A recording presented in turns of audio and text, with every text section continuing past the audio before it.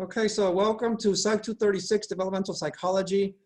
Today we're talking about early childhood, still ages like 2 to 6, also called the play years.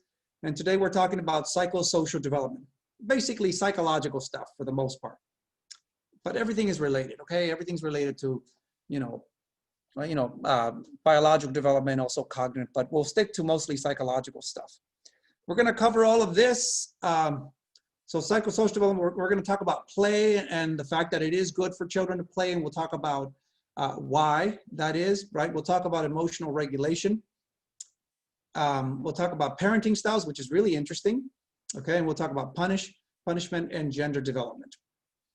Okay, the parenting styles is a really interesting stuff, but if you've taken, if you took my Psych 101 class before, you've pretty much heard what I have to say about parenting styles. Maybe it's just a little bit more detail.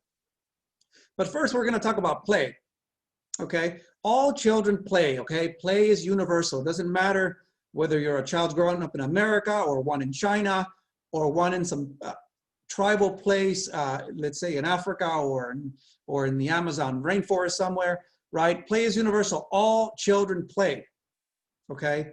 It's the most productive and enjoyable thing that children do, okay? That's mostly the most productive thing they do, okay? They do things when they play. They learn things, okay? And it's very enjoyable for them. And they do it a lot. They want to play. It's part of their development. It's very helpful for their development. There's two general kinds of play. There's pretend play and social play, okay? Which is kind of self-explanatory. Pretend play is when you pretend to be something or to be doing something. Like you pretend like to be pirates or something like that and you're on a quest. Or maybe social play where you just, where you play in a group and you follow rules. I mean, they can overlap, okay? Increasingly complex play is due to brain maturation coupled with hours of social play, okay? Yes, as the brain develops, right, children are better able to focus, better able to follow rules, to control themselves, to interact with others, right? And of course, it also helps to have a lot of practice, but it's all related to brain development and experience, okay? But yes, play becomes increasingly more complex. At the beginning, children just, play by themselves and they may touch something and put it in their mouth. And then as they get older, they begin playing with others and begin, having pretend play and doing all sorts of other things.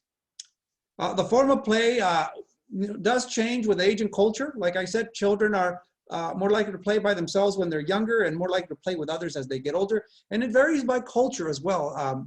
All children play in all cultures, but the way they play can vary, okay? It depends on what's popular and what's the custom in some cultures, okay? In some cultures, actually, even just talking about the US, there's some parts of the country where, young boys, young children, they play with guns. I mean, not real guns, but with toy guns. They pretend, to shoot each other and to be the bad guy and that kind of stuff. In other places, it might be that they play more with cars or something. It varies by culture, not just culture here in the US, but the culture worldwide. It just depends on what's popular.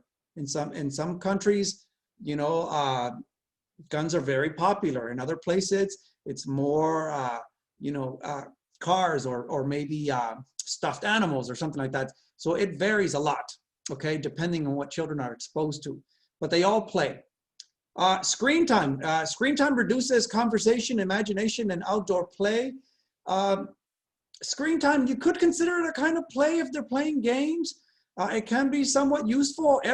Like I said before, everything that children do is actually part of our development. Everything is learning. Everything affects learning. But screen time, sitting in front of a TV or using a tablet, whether they're watching TV on the tablet or playing games on the tablet, it reduces outdoor play, right? When they're in front of a screen, they're not outside running around, okay? They're not talking to other people. They're not really using their imagination. I mean, things are being shown to them and they think about those things, but they're not, pretending themselves. They're not really using their own imagination. They're being fed, all the images and everything. Children can converse if they're playing games, online where, that are network games where they communicate with real people.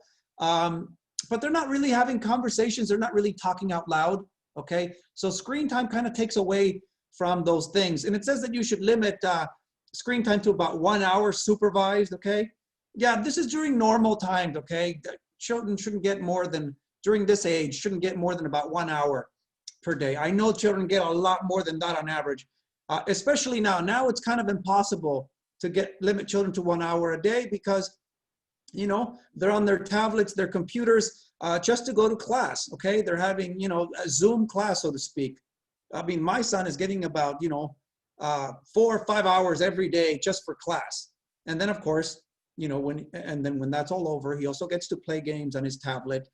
But I also make it a point to take them outside and provide some outdoor play. But yes, children are getting a lot of screen time nowadays, especially now because we're under this, well, we can't go to school normally like the way we could because of the coronavirus. Okay, so you know, the screen time thing is kind of something you can't really enforce right now.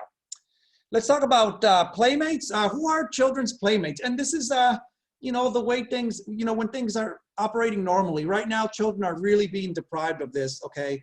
For the most part, they're not seeing their playmates, okay?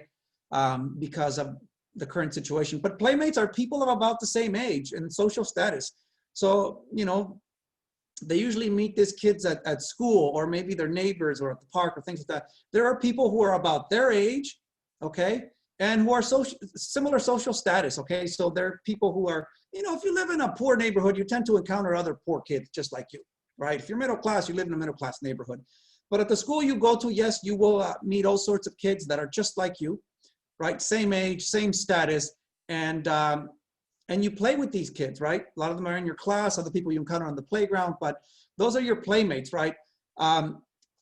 So playmates are usually people like you. I know parents can play with their children and stuff like that, but their playmates are usually people like them, okay? Playmates provide practice in emotional regulation. So children have to learn to regulate their emotions, okay? Because they can't lash out when they're playing with others, when they get upset or frustrated. Otherwise, no one's gonna wanna play with them. You know, they learn empathy. They learn to, you know, think from somebody else's point of view and try to understand what that other person is feeling. They learn social understanding, right? They learn to think about others as they play with others, as they follow rules. So it's really good for them to interact with these playmates. It's really good for them to play in general. And playmates are preferred over parents, over you know, other play partners or parents, you know, other people who are not their age. They prefer to play with their playmates, right? People their age rather than their parents, right? I mean, that's just the way it is. As they get older, they increasingly want to be with other children just like them. And that just accelerates when they become, you know, when they're kids, right? And then they would become preteens and teenagers and then adults. And eventually just, you're on your own and your parents become less and less of an influence. So this starts very early where children prefer to play with other kids that are like them, okay? Although they do play with parents as well, but they prefer their playmates, okay? So it's a good idea to, you know, to provide those opportunities. Although right now you may not want to do that because you could be putting your kid at risk, okay? There's different kinds of play. One very important form of play is called social dramatic play. It's basically the type of play that children do where they put on a show or they pretend to do things, okay? They pretend to be things, okay? Like this little girl there, probably pretending to be some dancer or something, okay? Or those two kids there in the picture, those two little boys, right? One of them looks like he's pretending to have a rifle or something, and the other one, I don't know, pretend to be some tough guy. You know, like I said, play varies culturally, and it depends on what's encouraged and what children are exposed to. But this type of play is really beneficial for children. It builds on pretend play. So it is a type of pretend play where they are pretending to do certain things and be certain things, right? But it's not just that, you know, it's not just pretending, right? They explore, they rehearse roles, they pretend to be pirates, pretend to be adults or dancers or whatever it is, okay? So they are pretending and trying on roles. And as they do that, they learn about themselves. They explain ideas, right, about what's going to happen, you know, or how they're going to do this with their playmates. They try to persuade their playmates, right? Let's play this, let's play that. We're going to do it this way, right? They practice emotional regulation. They have to practice, right? They do have to regulate their emotions or they're not going to get along. They can't just lash out when they get angry or frustrated or just get upset if they don't get to go first or something like that, right? You know, they have to control themselves. Helps them develop their self-concept, right? An idea of who they are as they play and they get to pretend to be things, right? They get to develop their self-concept concept in a non-threatening concept, okay? Non-threatening context, okay? So yes, a little girl gets to pretend to be a dancer or something like that. And maybe she is, you know, artistic, and maybe that will help her develop her self-concept in that way. And it is a little bit more geared toward girls. It's more socially appropriate for girls to be dancers. Boys can be dancers too, but you can see how it plays into gender as well, with the boys pretending to be aggressive and pretending to be at war or have some shootout or something like that, right? So it helps them develop their self-concept and idea of who they are in a way that where they don't get necessarily ridiculed or punished, okay? And yes, you know, like I said, this plays into the gender roles, which we'll talk about at the end, right? An idea of what is appropriate for males, what's appropriate for females, right? These are rules, you know, that children start learning pretty early on, and you see that even with their pretend play. Okay, let's keep going. Let's talk more about emotional regulation in general. We've mentioned things like this already, but now we're talking about ages 2 to 6, okay? So emotional regulation. So children learn to inhibit, right? Enhance, direct, and modulate their emotions. Inhibit, right? They have to hold back their emotions. Enhance, sometimes they could, you know, let out their happiness or whatever it is, or direct their emotion, you know, direct their, you know, their happiness or their smiles or whatever it is at in a certain direction, a certain person, right? Modulate, just change those things and adapt to the environment. But this develops as children get older, their ability to do this. So for 2-year-olds, 2-year-olds are easily frustrated, easily upset, right? 2-year-olds may flail at another person or lie down kicking and screaming, you know, when they don't get their way or when they're unhappy. That's the way 2-year-olds behave. And not very good, you know, for having a play partner when you act that way. 4-year-olds can control themselves a bit more. They show more impulse control, more control of their anger, their frustration, right? They do throw tantrums, as we mentioned before, right? But not as frequently as 2-year-olds. So they can control themselves a bit more, which means they're better able to play with other kids. But children do show certain problems during this age. And some are more typical of boys, some are more typical of girls. Like your externalizing problems, what we're talking about there is that this is when children act out, basically. They lash out, they attack others. It's due to impulsive anger, and they're under control, basically. It's when they act out. They may throw things, they may hurt others, pull somebody's hair, right? Scream at somebody, say something mean to someone. Those are externalizing problems. It's basically external means outside, right? They're acting out, okay? They're under control, okay? They're not really controlling themselves. And that is more typical of boys. Boys will suffer more from those kind of problems. It doesn't mean that girls can't suffer from that as well. Girls can definitely act out as well, but boys do it a lot more often, okay? Girls show more internalizing problems during this time, right? Where they turn their emotions inward and they withdraw, they get sad and fearful. You know, it's kind of like they're depressed. They have a tendency to turn more inwardly when they have problems, okay? So they're more over-controlled, right? Where they kind of hold it in and they're just really sad, right? Those are internalizing problems, more typical of girls. But like I said, girls can also act out, and boys can also get sad and withdraw. But one is more common with boys, the other one's more common with girls. Boys externalize more, girls internalize more. But they can do both. More about emotional regulation. Emotional regulation can be hampered or, you know, negatively affected by neurological damage, right? You know, where the brain doesn't develop properly, right? If the child's mother was stressed, if she was ill, if she was a heavy drug user during pregnancy, right? That'll affect the neurological development of the brain of the fetus. And we talked about things like that during prenatal development, okay? But also we mentioned these kind of things as well. If the infant is malnourished, right? Injured, frightened, right? This increases stress, right? And will increase the level of cortisol, which is a stress hormone. And this will heighten emotions and cause children to overreact to things, right? It will affect their behavior, right? They're more likely to have problems like ADHD or to be aggressive or have anger problems, right? Because they've been overly stressed, so to speak, and they've received too much cortisol, and they basically, they have a heightened sense basically of reaction. They react very easily, very strongly to things because they've been under stress a lot, or they're constantly under stress. It's like responding to things as if they're always a big deal. They're always an emergency. That's what cortisol does. If the child was abused, that can lead to decreased cortisol, where they withdraw and their emotions become blunted and they act more like they're depressed. They may not talk very much and they stay away from others. That's what happens when children are abused. Abuse can also lead to externalizing problems where children have behavior problems and they act out.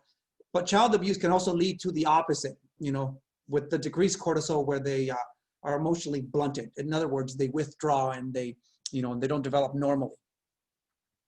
Let's keep going. There's more to emotional regulations. Emotional regulation, by 3 to 4 years of age, children learn something called empathy. They start to learn something called empathy. With their interactions with others, right, they start to learn empathy. Empathy is basically understanding the emotions of another. It's when you can place yourself in that person's shoes, when you try to understand how they feel, right? Understanding what would make him or her feel better, right? So you try to understand them and try to understand what would make them feel better. That's empathy. Sympathy is different. Sympathy is when you feel bad for people. Empathy is when you try to understand where they're coming from. You try to understand what they're feeling, right?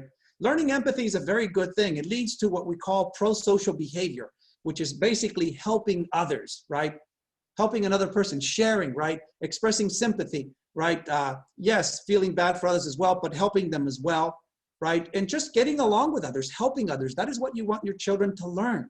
You want them to learn to like other people, to basically interact with other people and get along with others and help others, right? Children need to learn empathy. Some children, however, might develop antipathy or might learn too much antipathy. Antipathy is basically the opposite of empathy. That's when they are angry and distrustful and they dislike and may even hate other people. So instead of basically understanding other people, they hate and dislike other people and they're easily angered, okay? That a child learning antipathy, learning instead to dislike people and to hate and distrust people, that can lead to antisocial behavior, right? Where they'll injure other people, they'll insult other people, or they'll learn to exclude others, destroy the belongings of others, okay? This antipathy actually is something we see early on. Children are easily frustrated and they don't get along well with others, which is why they're more likely to play with mommy or by themselves, right? As they get a little bit older, they're able to control themselves and antipathy decreases. But there are those who actively learn antipathy, between ages 2 to 6, and that is really bad. But yes, there are parents who teach other children not to play with those kinds of kids, right? That we don't like those people. We don't talk to those people, right? It's a bad thing. Those children are already learning distrust. They're already learning to hate other people, to dislike others. Yes, those things that you see out there, right? Those people, who are showing, basically their racist attitudes, the problem, a lot of things that we see out there where people don't like each other, they distrust each other, they hate each other, the racism that we see, that is learned, where people actively teach their kids and their teenagers and, parents, basically not to trust other people, not to trust the government. Don't trust people. Don't trust. No, not those people. They're different. Those are weirdos. Those are awful people. Children are learning this. Parents have quite an influence on this. And they can also learn it from peers as well, but peers will be more influential later on. But early on, if they're learning antipathy, it's usually, something that is being taught, right? This distrust, this dislike of others, usually something that's being taught by those around the kids, usually the parents. They still have more influence at this point. And that's a very bad thing to teach your kids, okay? To dislike others, to distrust others just because they look different or because they're a different social class, right? And then parents wonder why, children grow up, being really aggressive or being really distrustful and then one day, go and shoot up a school, right? Why do you think these children are learning? Eventually, they will learn on their own, okay? By watching YouTube videos and watching stuff like that, where they will learn a lot of the racist and really bad propaganda. Beware of YouTube in general, okay? I know I'm digressing a little bit, beware of YouTube in general. YouTube is nothing for the most part but a bunch of propaganda, okay? A bunch of people talking about things according to what they believe okay? And it's not necessarily the truth. It could be, or it might not be, but it's an opinion. You have to be careful with that. And YouTube gives you videos where you watch certain videos about something, and then it gives you other videos that you might like to further reinforce that point of view. And it could just lead down a really bad path, okay? I know some of you guys may have questions or comments. Please save them until after the lecture, okay? Right now I'm just recording, and we want a clean recording, and I'm not allowed to record your voice or your images. So let's save the questions, but I know I'm mentioning a lot of things that are kind of provocative here or really get you to think. But yes, children should not be learning antipathy. They shouldn't be learning that thing from their parents, okay? Or from others. They shouldn't learn hate and distrust and, and racist attitudes and things like that. But sometimes that's taught, okay? There's 4 forms of aggression. I'll go through these quickly. These are more for sort of definitions. If now we're talking about antipathy and things that lead to aggression, things like that. There's instrumental aggression. Instrumental aggression is when you hurt someone because you're trying to get something else. You want a toy, or you want a better place in line, or you want to turn the swing, so you push another kid. That's instrumental aggression. That's aggression. Basically, the aim of that sort of aggression is to get something. It's not, you don't really have anything against the person. They're just in your way, so to speak. You want something and they're in your way, so you hurt them to get them out of your way. That's instrumental aggression. Increases from about age 2 to 6. And it involves objects more than people, it's normal, and it has to do with children being egocentric, okay? But that's instrumental aggression. Reactive aggression is different than instrumental aggression. Reactive aggression is impulsive retaliation, right? Intentional or accidental, but reactive aggression is basically when somebody upsets you, frustrated you, and then you lash out, so to speak. It indicates a lack of emotional regulation. It indicates that the child is unable to basically control themselves, right? It's very typical characteristics of 2-year-olds. They don't control themselves very well. But a 5-year-old can be different. A 5-year-old can stop and think before reacting, before lashing out, okay? We have other forms of aggression. There's also relational aggression. Relational aggression refers to aggression that has to do with non-physical acts. So relational aggression has to do with aggression that has more to do with harming people's relationships, right? When you, you insult them basically, or you reject them. It's aimed at harming their social connections. So it involves a personal attack and is directly antisocial. You're trying to exclude them, okay? Because maybe you don't like them, or you hate them, or you distrust them, right? And it can be very hurtful, especially for children during this age, right? And it's more common as children become socially aware. As children develop a self-concept, they become aware of others and themselves and what they're like, what other people are like. Relational aggression can become more common, where children will attack each other with insults, reject each other, right? Exclude each other. That is very, very hurtful for children. It really affects them. The children who are often very excluded will have psychological problems. So you want to encourage children to not be that way and to play with each other and accept each other. Bullying aggression, something that we'll talk a lot more of later on. Bullying is basically unprovoked, repeated verbal or physical acts, right? Bullying comes in many forms, could be physical, could be verbal. And it's especially done on victims that are considered to be weaker or less likely to defend themselves. Both bullies and victims show poor emotional regulation. They're both not very good at controlling their emotions. The victims, of course, it's because they're being bullied and they're being affected psychologically, but bullies have problems controlling their emotions as well, and they pick on others. They take out their frustration, their anger on other people, okay? Adults should intervene before the school years, right? You need to, we'll talk about this eventually a lot more about this, but when you see this, you need to put a stop to it right away. We'll talk about it more in chapter 13, so soon after the exam. All right, let's talk about something that's even more interesting. Let's talk about socialization, okay? Actually, everything's a part of your socialization, all your experiences, okay?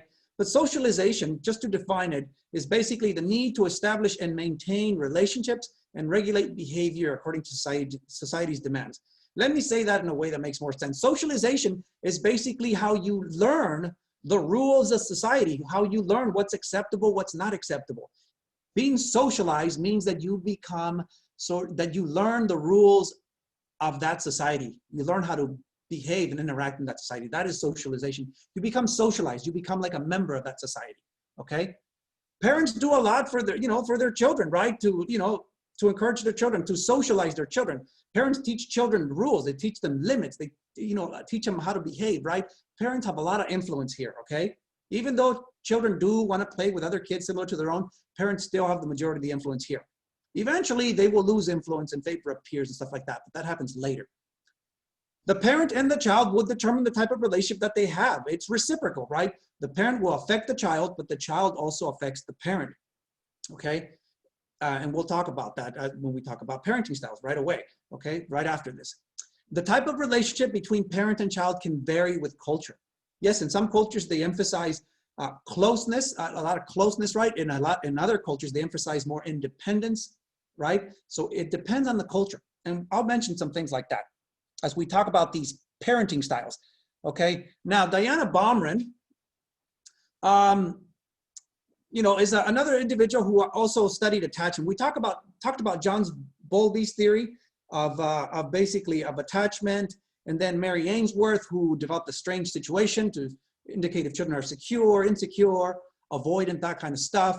And then Diana Baumrin, I think, was a student. So first it was John Bowlby, and I think then Mary Ainsworth was a student of John Bowlby, so she carried on that research.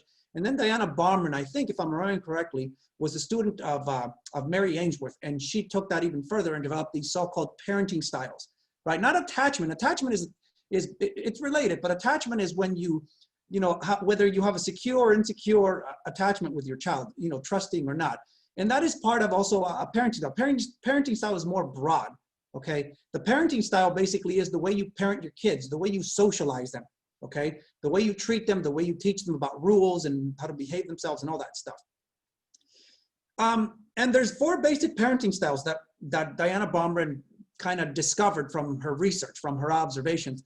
And the one you probably heard about this before, at least if you took my Psych 101 class, you did. I don't know if the rest of you, maybe you heard something about this. But the kind of parenting style that is considered the most acceptable, at least here in the US or the Western world, basically, among Europeans, Americans, right? It's the authoritative parenting style is considered the most effective, the best parenting style. And this is the type of parenting style where you have high standards for your children. In other words, you encourage them, right, to work hard, to do well, right, to get good grades, right? You have firm rules for them. You have rules for them. And you adjust them with age. So you tell them what's allowed, what's not allowed. And the rules change as the children get older because older children need different rules than younger children. Younger children should not be allowed to cross the street by themselves, but older children can. So the rules have to change. And you explain the rules. You explain why a certain behavior is allowed or why it's not allowed. You enforce the rules, right? When they do break the rules, you punish them, right? But you explain it to them, right? Why you're punishing them and, why the rules have to be enforced. And you encourage independence. You encourage them to learn and grow and do things on their own. And these parents are also high in nurturance. That means that they're warm and loving. They tell their children they love them, they hug them, they kiss them, they encourage them, right? They tell them they can do anything as long as they set their mind to it, right? These are your so-called good parents, according to American standards, right? According to the US, this is the kind of parent that you should be, okay? If you raise your children this way, according to research, according to Diana Baumrin, your children will grow up to be self-assertive. They're more likely to be able to basically take care of themselves, to be independent, right? They'll be friendly and trusting of others, right? Cooperative because they learn to follow rules. Competent because you encourage them to set high goals and to work hard. High in need for achievement. They've learned, to work hard and to achieve, and they like to achieve, okay? And that's the kind of parent that you want to be, okay? According to, what we learn in this country. This is not the kind of parenting style that is encouraged necessarily in other countries, okay? Because from some people's point of view, from other cultures' point of view, these parents are too nice to their kids and they prefer another parenting style. And we'll talk about those. We'll talk about those very soon, okay? But this is considered the good kind of parenting. And most of you probably had this kind of parenting, I didn't. That's not the kind of parenting I got, but, I come from a different culture. But this is supposed to be a good parenting style, and it's supposed to lead to very good outcomes for your children when they grow up. Then we also have another kind of parenting style, the authoritarian parenting style. The word is similar, but now it's authoritarian, not authoritative. So I have a picture there of like, you know, like someone in the military, right? This is like when you're raised very strictly, you have very strict parents. Parents are very demanding, right? They want the child to be obedient. They have very strict rules with no explanation, right? They don't explain the rules to you. They tell you what to do and they don't explain it. When you ask, you know, when you ask why, they say, you know, they say, because I said so. Because I'm the parent, you're the child, you do as I say, right? No, consider the child's point of view, okay? They say, I'm the parent, I make the rules, you don't, you live under my roof, you follow my rules, okay? And you do what I say. They're very strict, they're mean, and, you know, they enforce the rules very strictly as well. They punish children severely often, right? These are the kind of parents, by the way, it doesn't say there, but these are the kind of parents, not always, but these are the kind of parents who will physically beat you sometimes, right? When you do something they don't like. If a parent beats you, they're authoritarian, okay? They're very strict and mean. They don't always have to beat you, but they are very mean and very demanding. And the problem is also, it doesn't really say that much there, but I should tell you, but you'll see a chart in a moment or a table that explains things more. These parents, you know, and the fact that they're mean, they're also not very nurturing. They're not very loving. They don't really encourage you very much. They don't really tell you that they love you or hug you. They're very mean. They don't show that side. It's more just the mean, strict disciplinarian, right? Like that, you know, drill sergeant, right? You have to do what he says, and he's not gonna be that nice to you. If you raise your children this way, according to research, your children are likely to be conscientious, right? Obedient, you know, they learn to follow the rules, but they also tend to be withdrawn, okay? You know, in other words, they're, you know, they don't really trust other people. People, you know, parents didn't trust them, okay? And kind of didn't let them grow up. So they don't really, it's not a good relationship. It's not a secure relationship. They don't really trust other people as well. So they're more withdrawn, more distrustful. Girls tend to be more shy when they're raised this way, right? Because they're told not to talk back. They're not allowed to do what they want to do, and they have to be very obedient.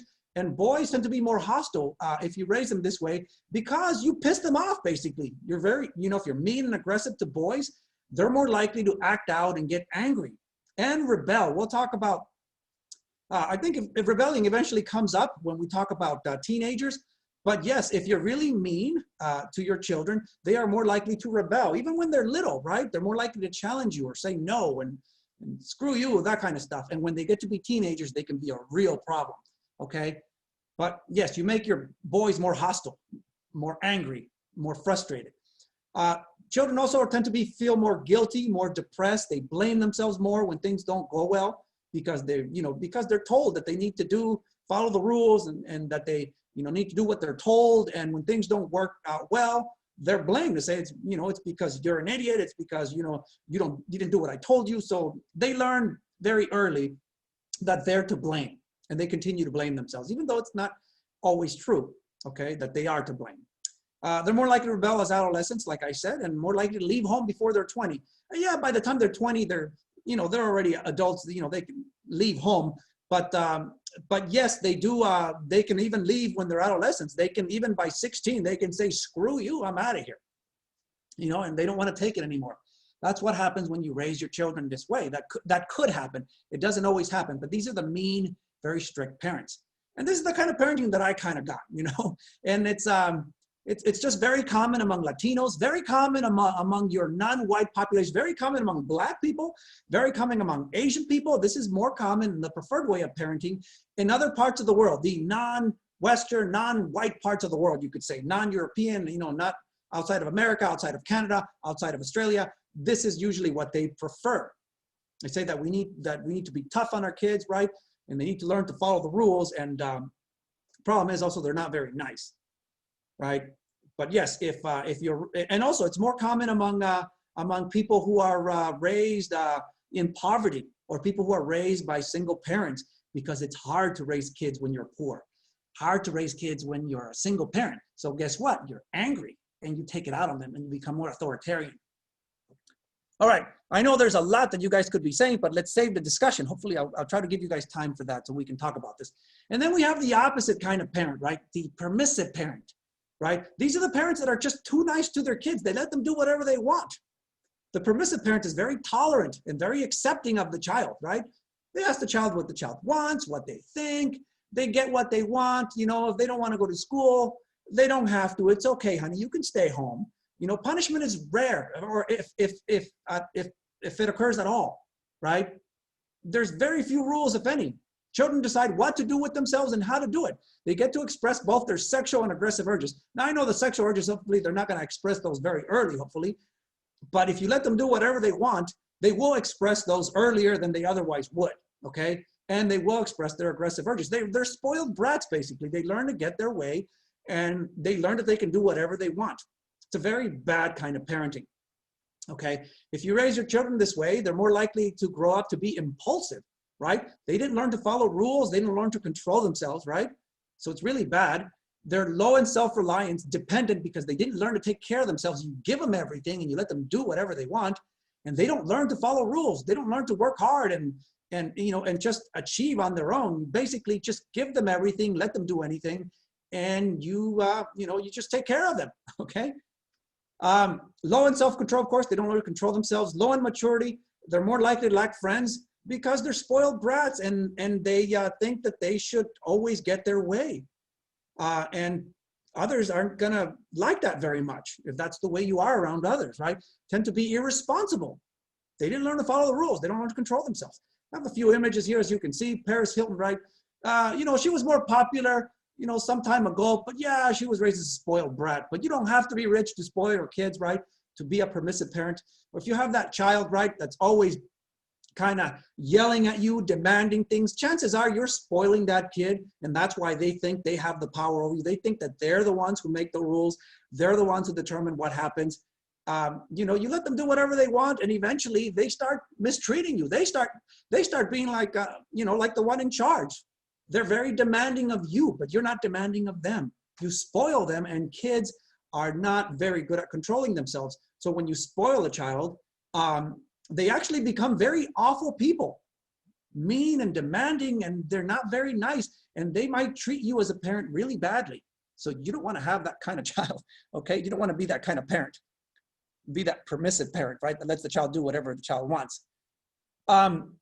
And then there's the worst kind of parenting, the neglectful, uninvolved parents.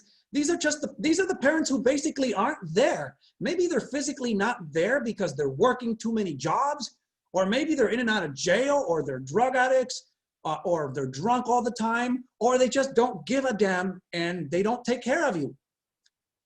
So basically there's not really much love that is shown to these kids, right? But there's also no punishment either. So the children kind of raise themselves.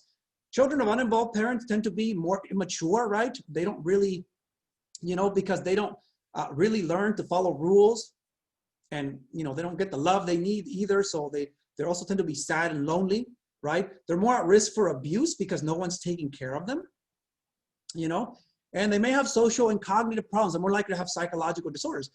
It's like, the parents didn't really take care of them. Then they kind of raise themselves, and children are not very, very good at raising themselves, by the way. Some children do turn out okay, and they grow up faster because of this, but it's usually a bad thing for children to be raised, in this way, or actually not to be raised at all. Your parents aren't there, basically, emotionally, physically, or psychologically, they're not there. I forgot to mention one thing. Oh, actually, I'll mention it now, actually. These are the 4 kind of parenting styles, and here's a way to compare them, okay? And if you were taking my regular class that meets face-to-face, you might have gotten a short answer question on this, comparing the different parenting styles.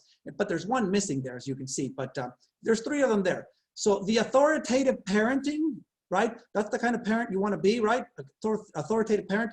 They're high in warmth. In other words, they encourage their children. They tell them they love them. They hug and kiss them, right? They make them feel loved. Discipline is moderate, right? They're not the most strict parents. They're not really permissive. And they discuss things with their kids, right? They explain things.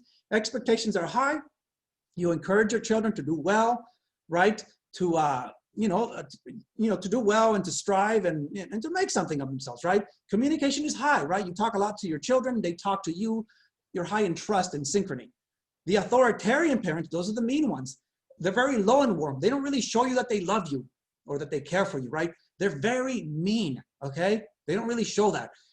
There is very high discipline, okay? Very strict and physical when it comes to discipline. These are the ones that will beat you. Expectations are kind of moderate. They don't expect you to turn out to be the best. They don't really think that highly of you, but they also don't expect you to screw up your life either, because they're there to tell you what to do. Okay, make sure you don't screw up your life.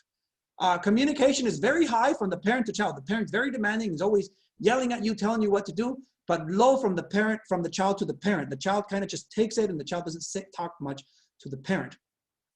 Permissive parenting style is kind of the opposite of authoritarian. They're very high in warmth. They do love their children, and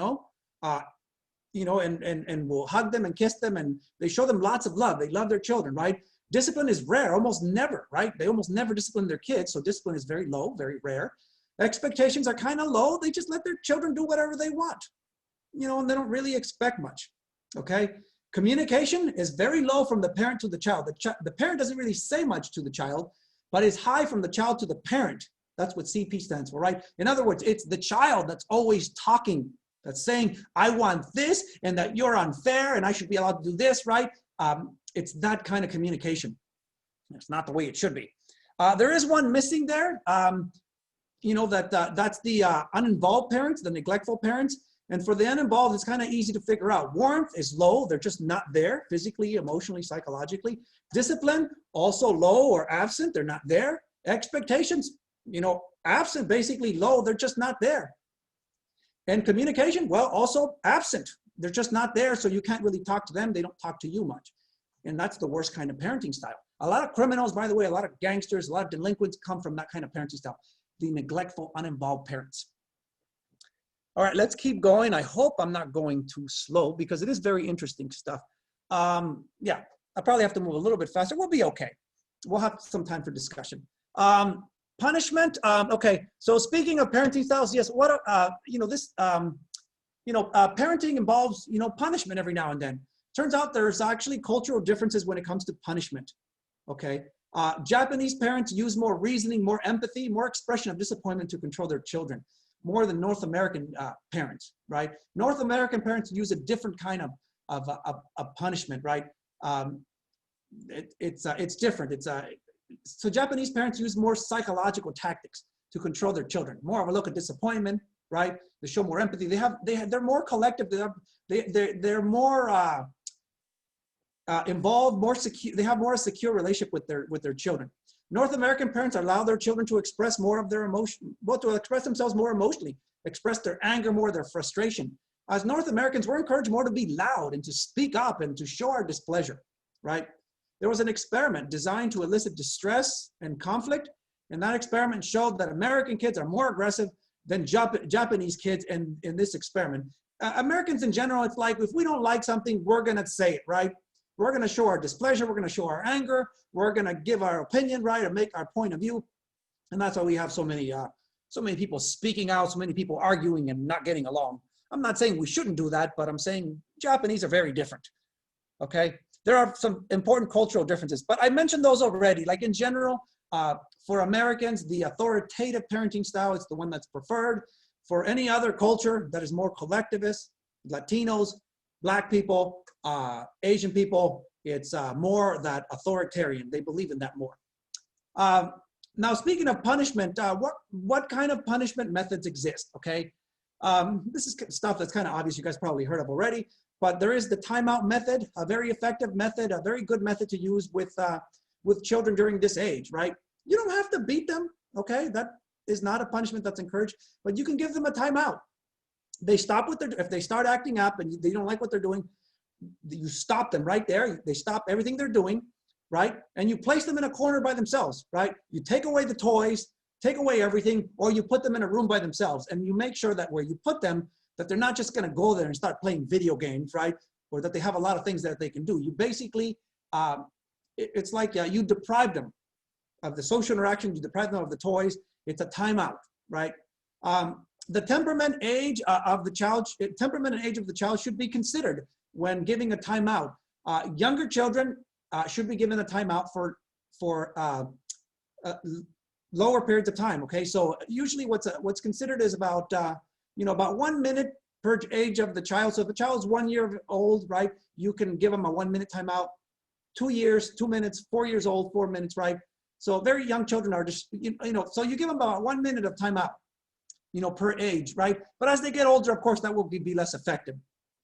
Or the child's temperament. If the child's like a loner, prefers to be by themselves, right? Doesn't like social interaction, then a timeout may not seem like punishment to them. It might seem like reinforcement. They get what they want, okay? So you need to consider all that when using timeouts, right? Or a child that seeks social approval sees a timeout as very severe. A child that loves to be with other people, it's very sociable. When you deprive them of that, they see that as a very severe punishment. They'll scream and cry and will take it very badly. Okay, very young children, can be distressed by even a 1 minute timeout, like a newborn, right? Or a child that's a few months old. Even 1 minute can be very distressing for them. A timeout should be appropriate for a child's age. And like I said, usually the rule is about 1 minute per year of age, okay? But then eventually that stops being effective. How effective really is it for teenagers, when they don't want to talk to you anyway? They'd rather be talking to their friends. They'd rather be left alone sometimes, especially if you don't get along with them. But that's one thing you can use, and it can be effective at various ages. It's just very effective for young children. Other punishment methods, you can take away their privileges. Children nowadays have a lot of privileges. They have internet, they have TV, they have toys, especially here in America, right, in the US. They don't need all that stuff. You can take all that away, and you'll see they're very upset about it because they love those devices, those phones, those tablets, right? TV time, right? All that time. If they like to play football or basketball, you can take all that away, right? Even if they don't have tablets. My daughter loves her tablet. She has an iPad and she has a Chromebook. And sometimes when I want to punish her, right, I take that stuff away and she screams and cries. It seems she cares more about those devices than anything else. Like a lot of kids nowadays, they're addicted to their devices. We practically all are. It's a very bad thing, but yeah, you can take those things away. You can withdraw affection, right? You can give them a mean look, express disappointment. That's something my wife does a lot better than me and works more effectively with my daughter. For me, it doesn't work as well with my daughter because, he doesn't, I guess she's closer to my wife than me. With my son, he's a bit on the autism spectrum, so it doesn't work as well, just that, because he may not even notice. But you can also talk to them, explain to them, right, why, why you're punishing them, why you're taking things away, right? Talking explanations for punishment are effective, but also depend on the child's temperament. If the child is easy, then it's easier to explain to them, easier to make them understand. Now, spanking or physical punishment, that, believe it or not, is not encouraged anymore. Spanking is still allowed, okay? You can still spank your kids, but you're not allowed to beat them with a belt, punch them, slap them, kick them, all that stuff. By the way, all that is considered physical abuse. Okay, spanking is still okay, although not encouraged, okay? If you do spank them, it has to be open palm, right, over their clothes. It's not like, pull down your pants and your underwear and you spank them really hard with your hand, right? Or you beat them with a paddle or something like that. No, it's open palm over their clothes. You're not allowed to leave any marks, okay? Very harsh punishment, like beating your kids, can produce an angry, disobedient child. And physical punishment in general only temporarily increases obedience. It only makes your child behave during that point, right? And then later on, they may be very pissed off at you and very resentful, and they may get even worse, right? Aggressive, antisocial behavior is linked to poverty, difficult temperament, and a physically abusive environment, right? Think about that, right? If you beat your kid, especially severely, you're more likely to make them aggressive and antisocial, because children learn that this is how you treat people, right? You're supposed to beat them when they don't do what you want them to do. And you see the little girl there, right? She's learned already that spanking is okay, so she's pretending to spank, the doll there, right? And the thing is that the kind of punishment we're given, or the kind of parenting that we learned, that we grew up with, is the kind of parenting we're likely to show with our kids, to give our kids. And if you were beaten, physically abused, you're more likely to do that to your own kids. And that's not something you want. So it's a good idea that, you guys know about this, so you know about the dangers and you don't continue that pattern. Let's talk about other things. Gender development. So we can go through this more quickly, because this is kind of obvious and very, very easy to understand. It's all very interesting, but this is very obvious stuff. Gender development, okay? Thing here is that there's a difference between sex and gender. Sex refers to whether you are male or female. And you can also be in between, right? You can be intersex. But that's what sex refers to. Sex is, biological. Now, your gender refers to, whether you're masculine, feminine. So it has to do with psychological aspects of maleness or femaleness, so to speak. Gender refers to whether you're more feminine masculine. Gender is more psychological. You can be male, but be more feminine, or be female, but be more masculine, right? So gender is different, okay? And you can see that children learn their gender roles very easily, very early on. You see the little girl, right? Little girls are encouraged to play with dolls, right? To play mommy, right? Even during Halloween, which I think is gonna be ruined this year, right? You know, following gender roles there. Cowboy, right?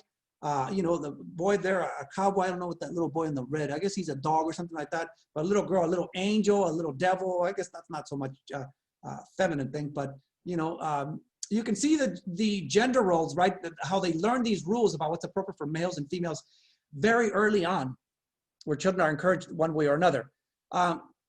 When it comes to becoming boys and girls, when it comes to basically developing these gender, right? By age 2, children already know whether they are boys or girls, and they apply the gender levels consistently. They know that's a girl, that's a boy, I'm a girl, that kind of stuff, right? And by age 4, they're convinced that certain things, certain toys, certain activities are only for one gender or the other. It's only for boys or only for girls, right? That, you know, boys play with trucks and, you know, and girls play with dolls. The boys shouldn't be playing with dolls. Although technically they do, you know, they don't call them dolls. They call them action figures, because you can't call them dolls, I guess, for boys, but it's kind of the same thing, right? But they start learning these rules about what's appropriate for boys, what's appropriate for girls. And we teach these kids, our kids, this, even unintentionally. Even if we try to be gender neutral, we still teach them this stuff. It's hard to get away from this. Gender development, let's talk about the psychological explanation, the theoretical explanations, right? Where does this, you know, why do children, you know, learn, you know, what's appropriate for boys or girls, or where does this come from, okay? And this is very simple, but Freud has his explanation. So ages 3 to 6, right, is what Freud called the phallic stage. We already talked about the oral and anal stage that refers to, you know, that early childhood, right? Now we're in, actually that refers to, you know, 0 to 2 years of age. Now we're talking about 2 to 6, right? So the phallic stage corresponds to this period of time, 3 to 6 years of age, the phallic stage.